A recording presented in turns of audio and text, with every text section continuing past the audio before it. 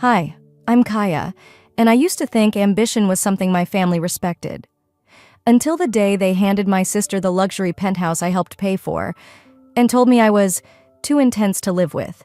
They drained my savings behind my back, forged my name on legal docs, and called it love. But the moment they laughed at me across that dinner table, I stopped being their silence. Now, I'm not the threat. I'm the consequence. So tell me, what would you have done if your own family forged your signature to give your future to someone else?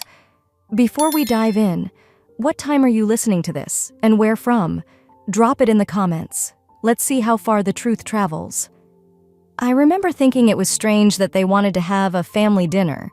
No birthdays, no holidays, no specific occasion. Just a simple invitation from my mother, sent through a text at 7:42 a.m. on a Wednesday. Come for dinner Friday, honey. Just us, 6 p.m. For a moment, I let myself hope. Maybe they were ready to recognize me for who I had become. Maybe they'd finally say the words I used to crave, "We're proud of you."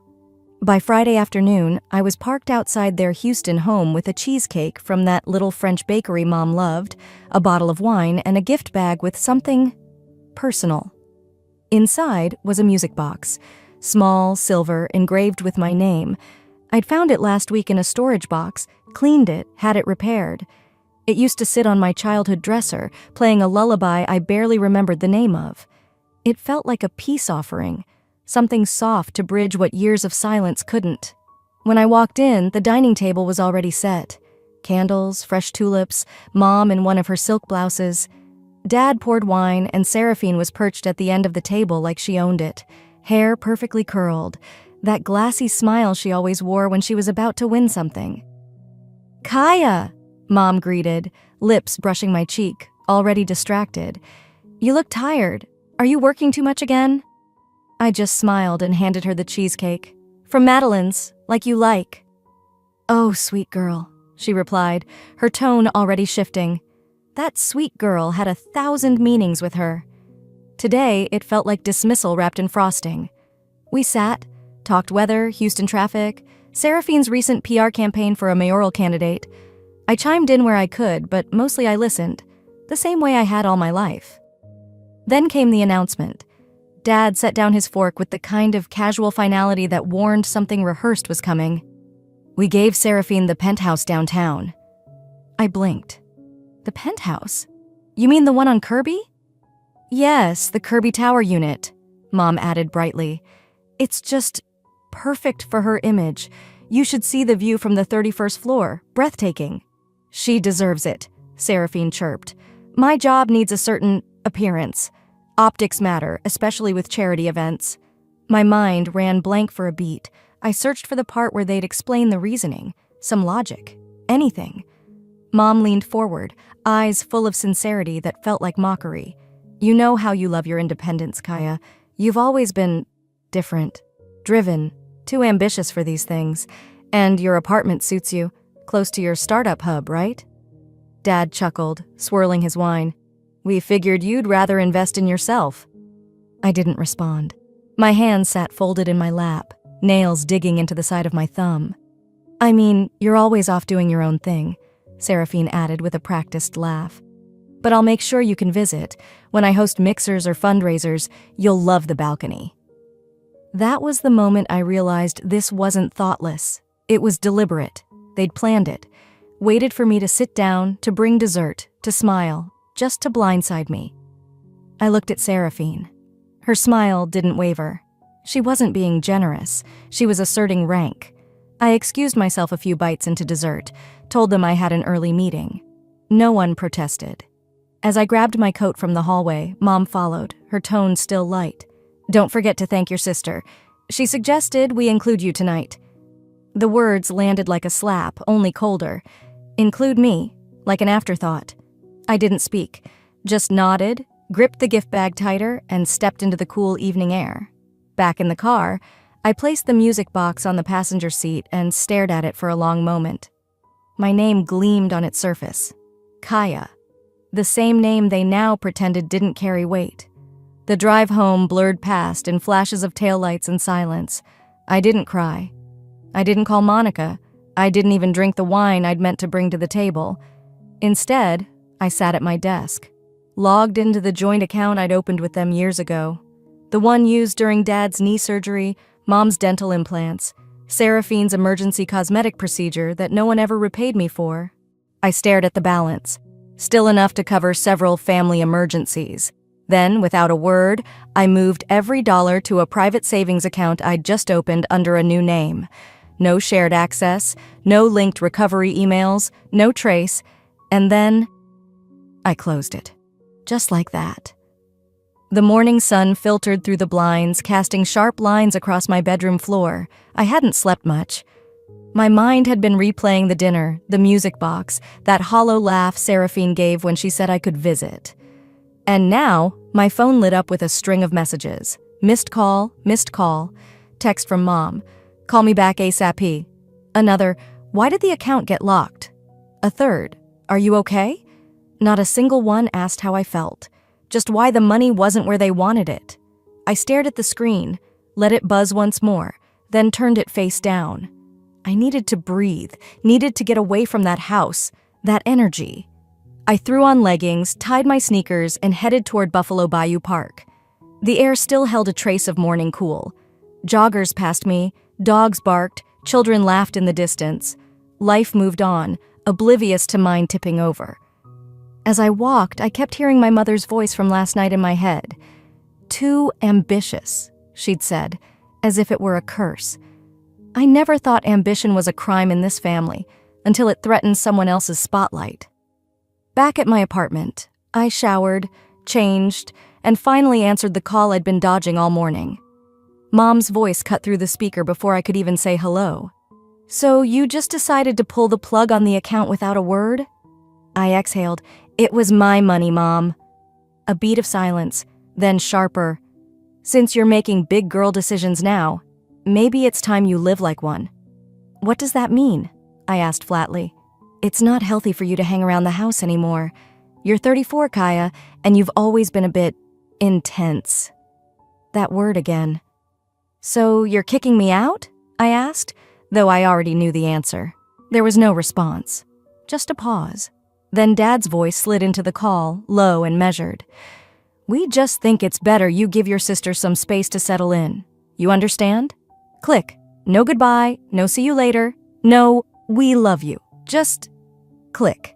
It wasn't a confrontation. It wasn't even rage. It was dismissal in its most polished form. Passive, surgical, final. I sat for a long time staring at the screen. Then I stood up and started packing. I didn't have much at the house. Just a few pieces of clothing, some files, and things I'd left behind during late work nights or weekend drop-ins. As I pulled open drawers, I found a card I had written Dad for Father's Day, still sealed in the envelope. On the mantle, our family graduation photo sat centered like a trophy. Seraphine hadn't even shown up that day. But there she was in the photo, edited in. The only thing that stopped me was the music box. I picked it up and put it right back down. I wasn't ready to bring that with me yet. That would come later, when I returned not to visit, but to reclaim. By late afternoon, I was standing outside Monica's place. Her front door opened before I could even knock. I brought snacks, she said, holding out a grocery bag, and I've already made the bed in the guest room. Shoes off at the door. You know the rules. I laughed. First time that day. She led me inside, and I sank into her couch, the cushions familiar and soft. Safe. They kicked you out? She asked, handing me a sparkling water. More like, they packaged it as concern and shoved me out with a smile. Monica tilted her head. They always hated that you didn't need them. It's not about the condo, I said, staring down at the bubbles in my drink. It's that they used it as a stage, a reminder that I'm never going to belong. Not really. Monica placed a hand on my knee. Stop trying to prove anything, Kaya. You already did. Now protect yourself. That night, as I was getting ready for bed in Monica's guest room, my phone buzzed again. This time, a message from Seraphine. Heard you moved out. Hope you're not planning to make this dramatic. This family doesn't reward drama. I stared at the screen. My chest didn't burn like before. My stomach didn't twist. I just sat there, completely still. Then I whispered into the quiet, "No, but I've learned how to respond to it." By the time morning crept through the cracks of the guest room blinds, I hadn't slept a minute. I just lay there, eyes open, watching light shift across the ceiling as thoughts circled like hawks. I wasn't crying, I wasn't even angry, but something inside me had hardened. Monica had already left for her early Pilates class. She'd left a note by the coffee maker, "Eat something, genius." I poured black coffee into a travel mug, ignored the toast she laid out, and sat at her kitchen table staring at my laptop. I clicked open a folder I hadn't touched in months, one I'd quietly named Family Transfers. It held the kind of record-keeping you do when you know people don't see you as someone to protect, but someone to drain. I'd started it 6 years ago, more out of habit than suspicion. Loans to Dad when the AC broke, payments I'd made on Mom's medical bills when her insurance lapsed, little things that turned into patterns. I opened my bank's online archive and started matching dates, one by one. Then I saw it. A $72,000 transfer, out of my emergency fund, into my parents' account. The date? Just under a month before the condo closing, Seraphine had posted on Instagram with that ridiculous caption, "Blessed beyond words, a new chapter begins." The wire memo said joint family reserve. Except I'd never agreed to that. I'd never authorized the transfer. It was my money, and they gave it to her. A quiet kind of sickness settled in the pit of my stomach, like the floor had dropped out and left me suspended in a free fall I didn't even know I was in. I leaned back, blinked at the screen, then hit print. Monica walked in just as the printer whirred to life. "Wow, that's a face I haven't seen since we tanked our first pitch deck," she said, pulling off her sneakers. I turned the paper around for her to see. "Take a look at this. I matched it with the condo documents I found online." She skimmed the printout. Her brows lifted slightly, but she didn't look shocked. "They've been banking on you not noticing, because they know you'd rather be loyal than loud." The way she said it, quiet, with just enough sadness, hit something raw in me. She was right. I had been loyal, too loyal, and they'd interpreted my silence as permission. I rubbed the bridge of my nose, feeling the old ache behind my eyes. The one I used to get in college when I'd stay up too late fixing everyone else's group projects. "No more," I murmured. "No more benefit of the doubt." That sentence echoed in my head as I went back to the laptop and pulled up an old email archive.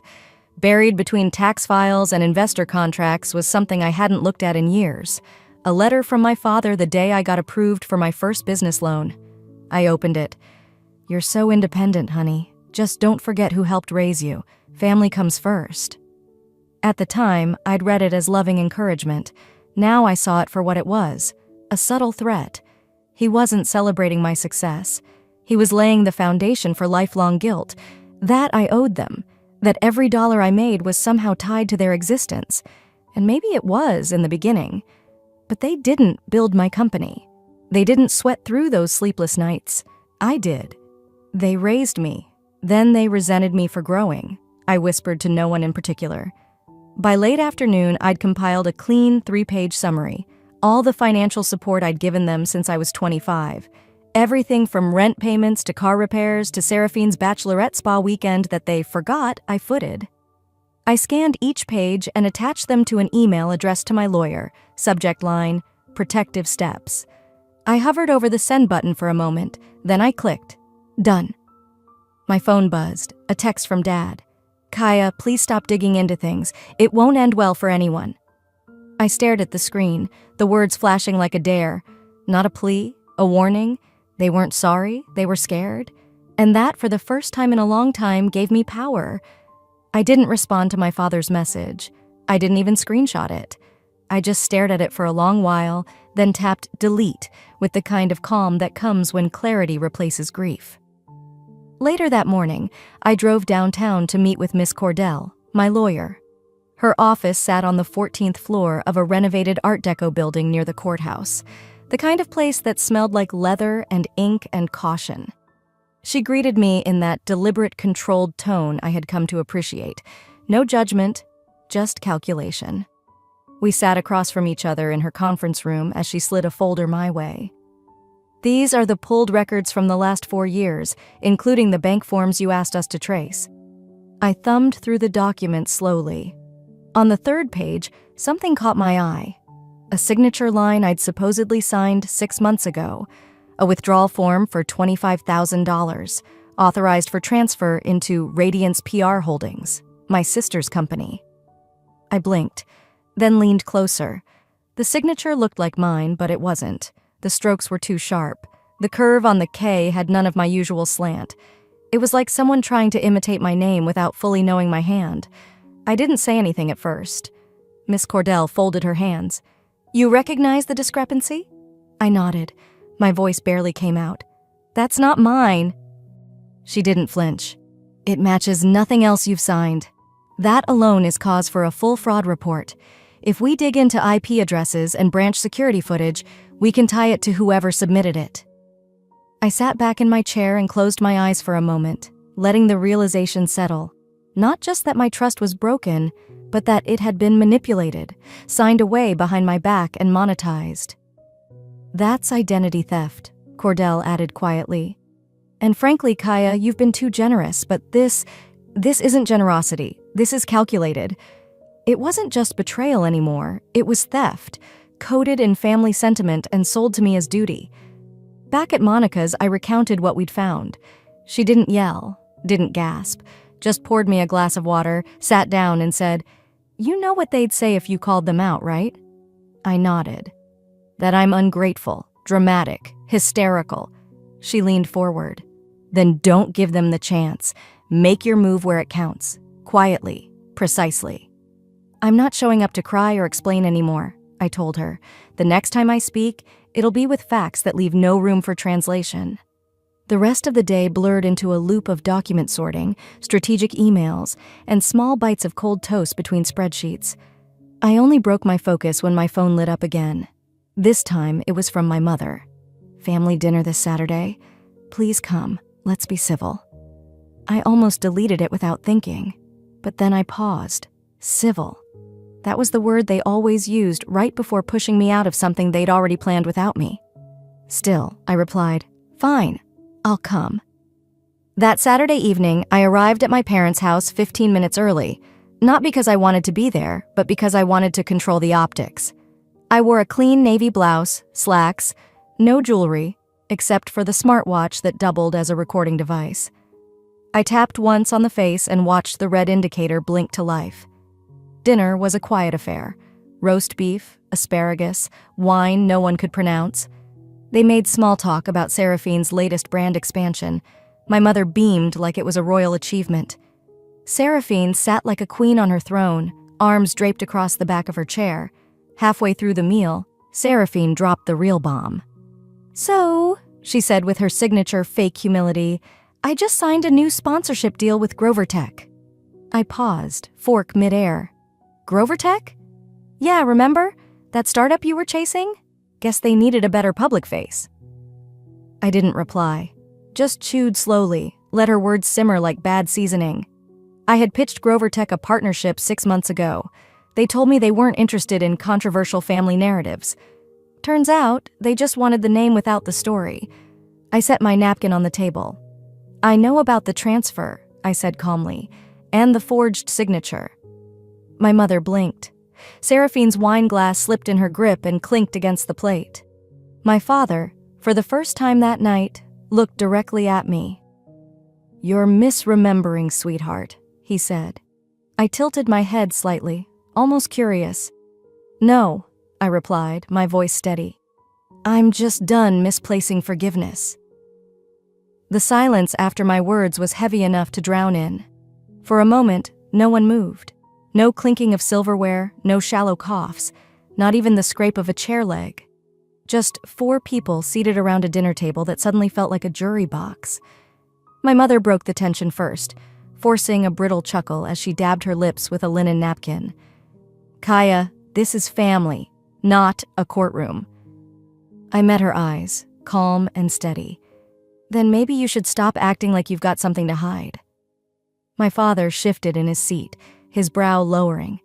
Seraphine looked like she was calculating something behind her lashes. I didn't flinch. I didn't blink. For once, I didn't give them an emotional inch. That's when it started, the gaslight performance they had perfected for years. "You're overreacting," Dad said with a sharpness barely concealed behind his feigned concern. "This is what ambition does. It isolates you. You're tearing this family apart." There it was. My mother joined in, voice soft but cutting. "Kaya, nobody ever asked you to work the way you do. You made those choices. All we ever wanted was for you to be happy." I felt my spine go stiff. I looked at her, this woman who had once braided my hair before piano recitals, now rewriting my life into some selfish crusade. "You watched me work 3 jobs in college while Seraphine lived rent-free downtown. And you never asked why. You just smiled when the checks cleared." She looked away. The room started to tilt, not literally, but in the way truth knocks balance off the table. I reached under my seat, pulled out a slim black folder I'd placed there the moment I sat down. It wasn't bulky, just 3 sheets, cold, hard math.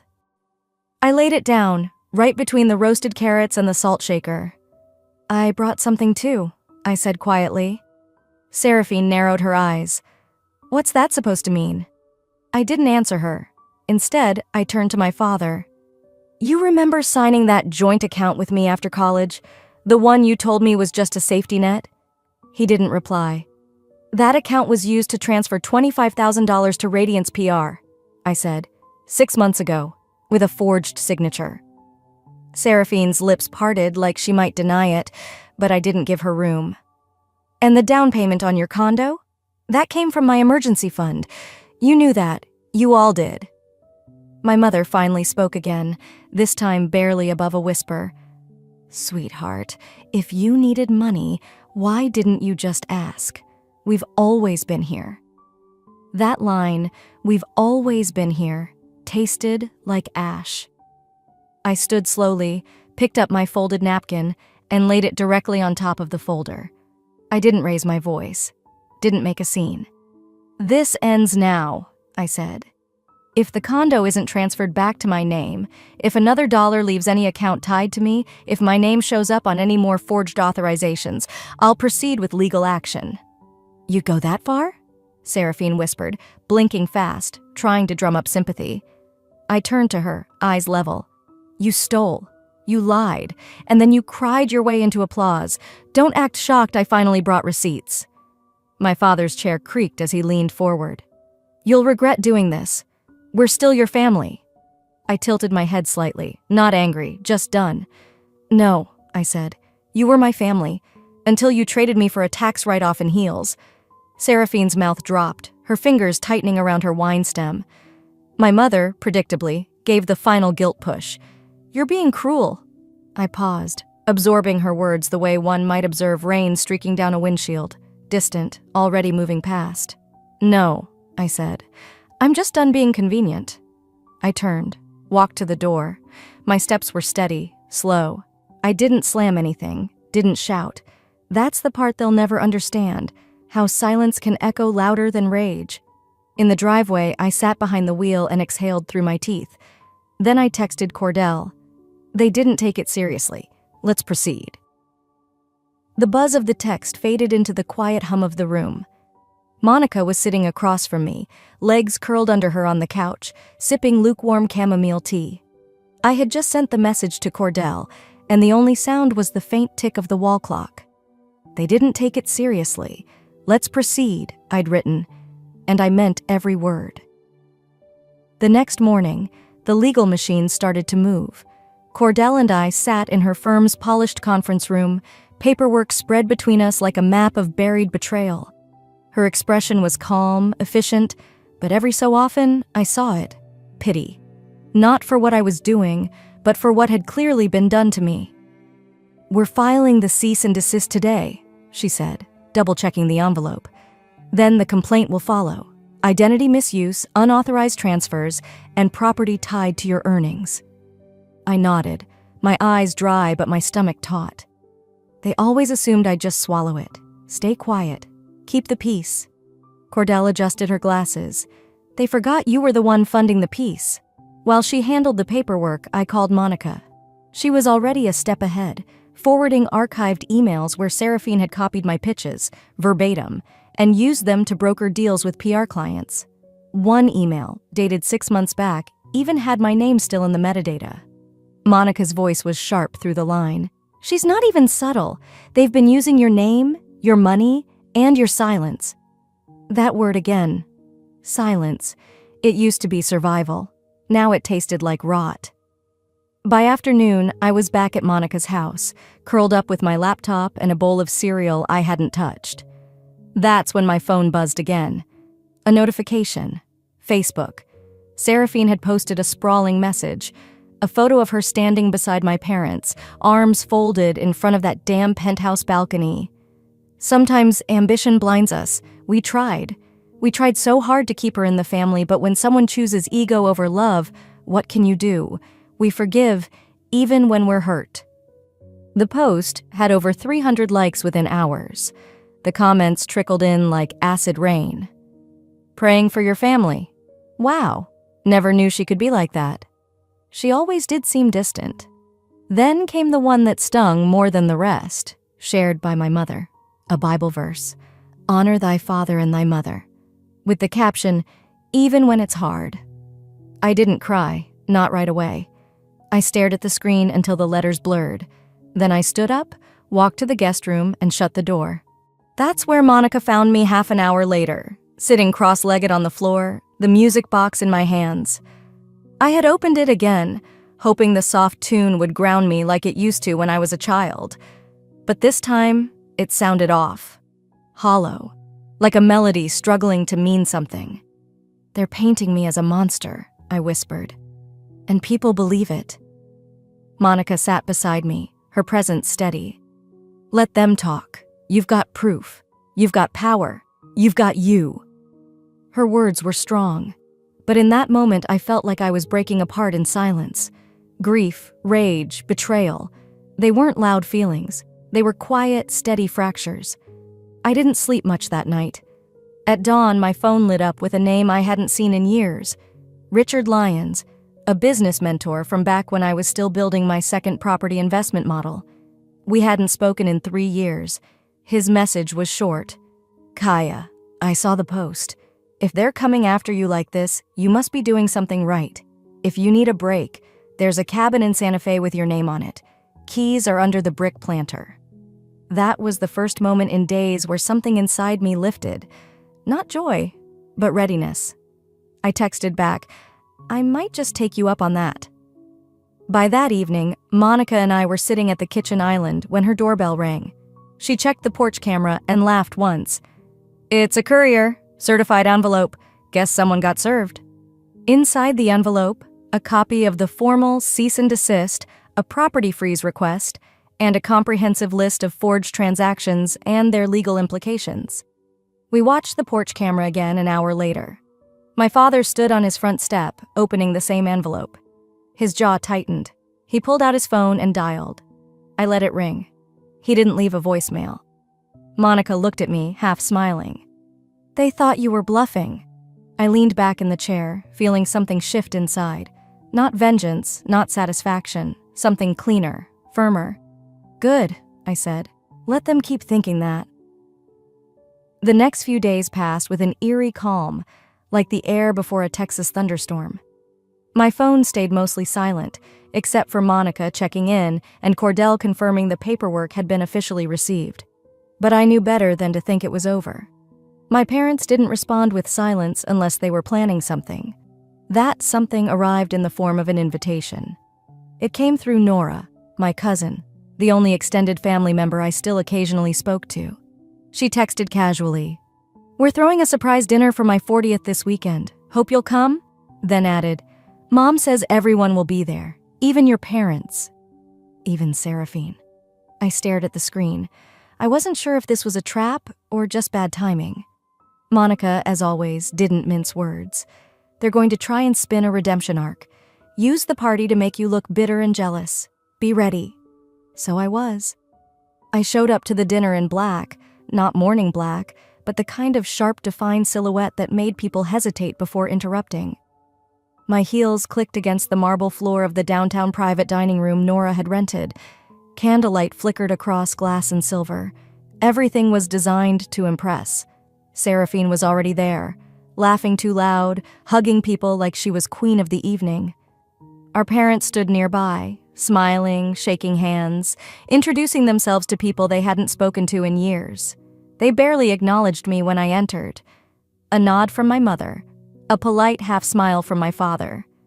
Seraphine gave me a dramatic once-over, her lips curling just enough to look gracious. I didn't offer more than a nod. I found my seat, set my handbag on my lap, fingers brushing the edge of the music box inside. It didn't comfort me this time, but it grounded me.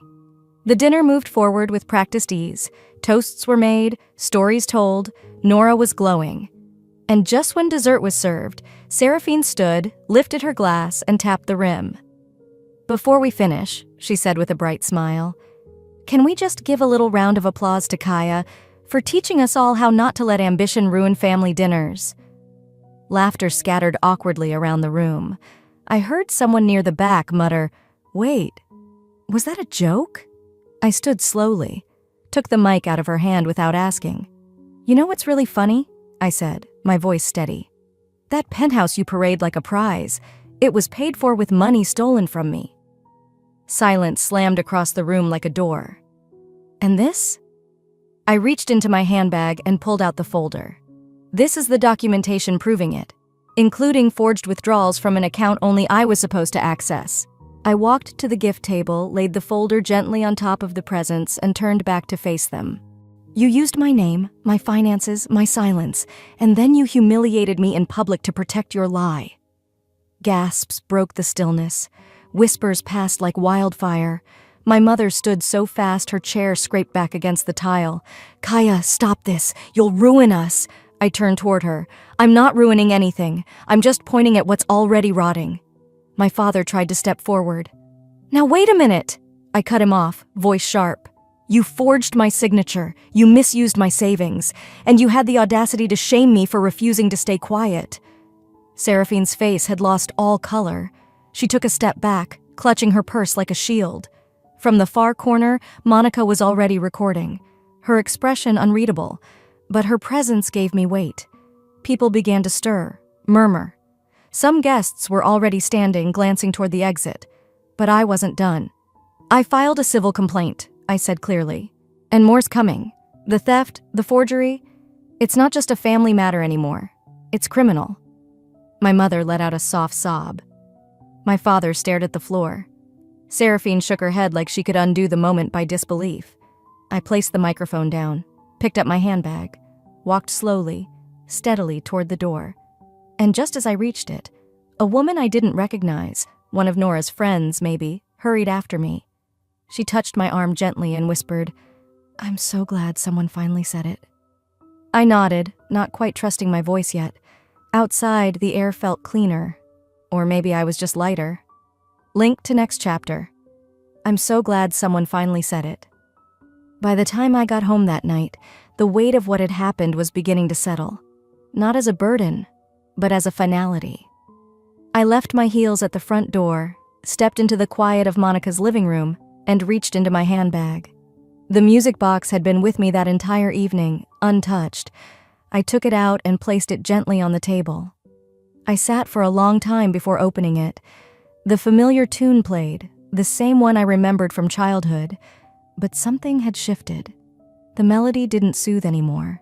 It clarified. It reminded me that even beauty can carry the weight of betrayal. The next morning, I was pouring coffee when my phone rang. I recognized the number, Cordell's direct line. "We found something," she said without preamble. "It's from your grandmother's trust." I stopped stirring. She had a clause, one buried in the footnotes of the original filing. "It names you, Kaya. You were supposed to inherit a development property portfolio in Arizona." My voice caught. "What?" "Your parents filed an amendment in 2017. It altered the disclosure paperwork. But under scrutiny, we've confirmed that the trust clause predates the amendment, and the amendment itself was signed using a notary who no longer worked at the law firm at that time." I sat down. "So they rewrote my future before I even knew it existed?" "Yes," Cordell said softly. "And now, with this, They may have crossed into felony fraud. The words swam around me. For years, I thought I was just unwanted. It turned out I was inconvenient. I had been written out, not because I lacked value, but because I had too much of it. Proceed, I told her. I don't want headlines, I just want the truth filed properly. Quiet strength, she said, and I could hear the smile in her voice. Got it.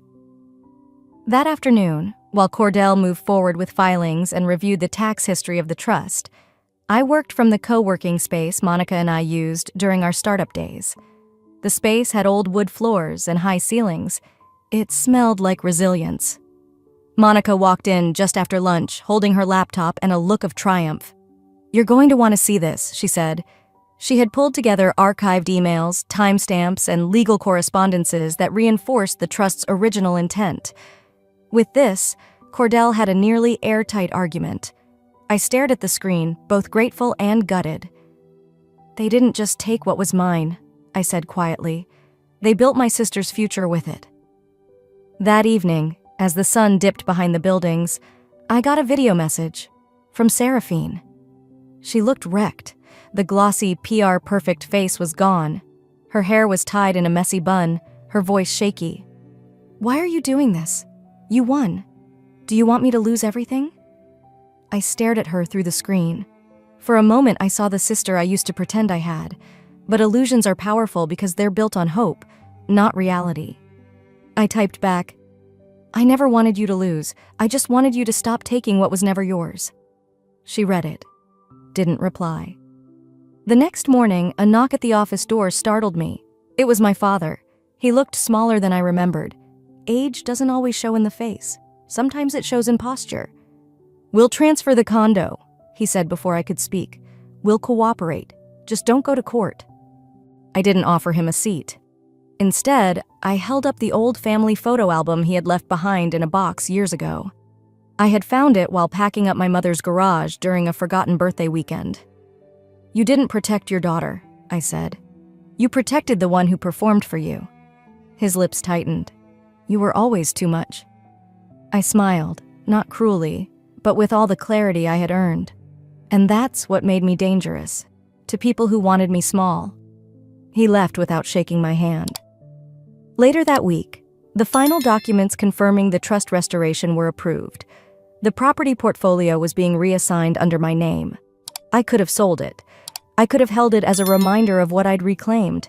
Instead, I called a friend in Santa Fe, asked to be connected with an organization that worked with young women who had been disowned, discarded, or cut off for choosing ambition over obedience. I created a fund, a small one at first, but deeply personal. I named the first scholarship the Music Box Grant. Monica raised an eyebrow. That's poetic. Not just poetic, I said.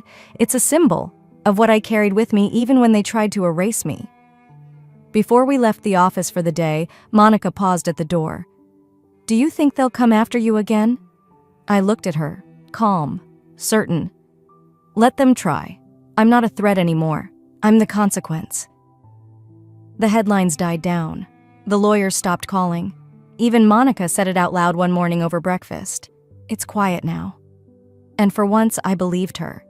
Weeks had passed since the trust case was finalized. The civil settlement had been filed with minimal press, just as I'd instructed. I wasn't looking to ruin lives. I was looking to restore one, mine. I had moved into my own space, a clean, sun-drenched condo overlooking Buffalo Bayou. No gifts, no inheritance, no strings. Just me and the key I signed for with my own name, on my own terms. On my desk sat two things, the old music box and a white envelope, slightly wrinkled at the corners, bearing my mother's handwriting. It had arrived days before the trust papers were officially returned to me. I hadn't opened it right away. Part of me was afraid it would be cruel. Part of me was afraid it wouldn't say anything at all. But that morning, with the music box gently ticking beside me, I finally peeled it open. Her handwriting was familiar, fluent in loops and hesitation. You were always different. I didn't know how to love you without trying to tame you. I thought Seraphine needed protection, but it was you I made invisible. I can't ask for forgiveness, but I hope someday you'll understand that my silence wasn't strength. It was fear. I read the letter once, then again. Then I folded it slowly, tucked it under the lid of the music box, and clicked it shut. I didn't cry. I didn't smile. I just exhaled. It wasn't an apology, but it was honest. Maybe for once, that was enough. 3 days later, I stood on a small stage inside a community center in Houston. It wasn't glamorous. No velvet ropes, no cocktail dresses, just folding chairs and soft lighting. The room was filled with young women, some barely out of college, others with eyes that looked far older than their age. They had all applied. They had all been chosen. The music box grant had become real. Monica stood beside me and introduced me to the audience. "This woman," she said, "turned betrayal into a blueprint." I stepped forward, not as a daughter, not as a sister, not even as a victim, but as myself. For every daughter told she's too loud, too ambitious, too much, may you always be just enough for yourself. The applause wasn't loud, but it was real, and it filled the space between my ribs in a way I hadn't felt in years. Later, after the last handshake and selfie, I stepped outside to get some air. The sun was setting in streaks of lavender and gold. That's when I saw her, Seraphine. She stood across the street, not in heels or designer coats, but in jeans and a plain blouse. No driver, no publicist, no ring of admirers, just her. She saw me. But she didn't wave. She opened the door to an old gray sedan and got in without a glance back. I didn't call out. I didn't chase her. I whispered to myself, we both had to lose something. I just learned how to rebuild. That night, after I returned home, I placed the folded letter back into the box and locked it for the last time. On my dining table sat a folder labeled Phase 2 National Expansion. Before turning off the lights, I took one last look at the music box. They called me ungrateful for not funding their dreams, I said quietly. They never realized I had one too. I stepped outside into the warm Houston night, folder in hand, ambition no longer a wound but a compass. No applause, no spotlight, just 4 words.